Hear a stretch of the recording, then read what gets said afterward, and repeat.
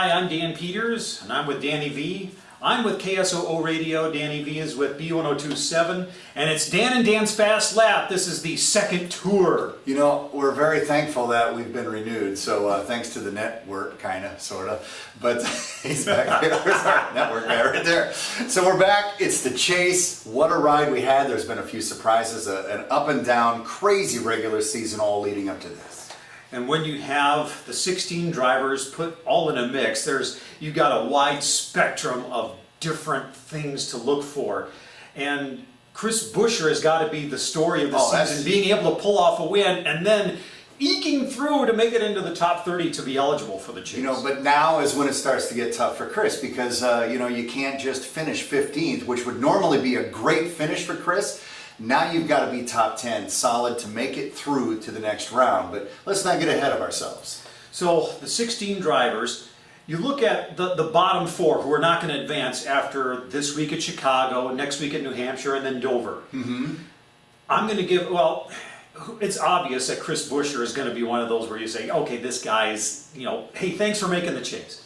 Yeah, well, I mean, Chris doesn't, you know, I wish him the best, but I can't see him getting past the first three races, you know, into the next round. Austin Dillon might fit into there as well. He's got a couple of tracks coming up. I think Chicago's going to be all right for Austin Dillon. I do believe he's got top 10 potential.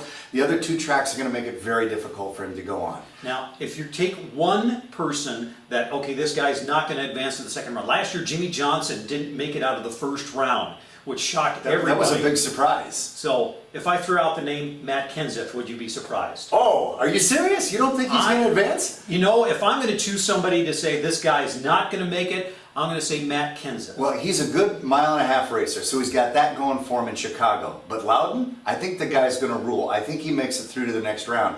It might be Tony Stewart. And he is my sentimental favorite this year because he's going out in retirement, and I love the storyline, but Stewart, wow, there's ups and downs, and when he's in it down, it's really down. So I'm hoping that he goes, but I can't see Stewart. Especially if Ryan Newman is in his rear view mirror quite a few times. That's for sure. So who do you like for this race? So for this race, you know, I'm going to stay with the hot pick in Denny Hamlin because he won at Chicago last year, and then he's on a roll. I would look for Denny Hamlin to be a good fit for Chicago this week. I like Martin Truex Jr.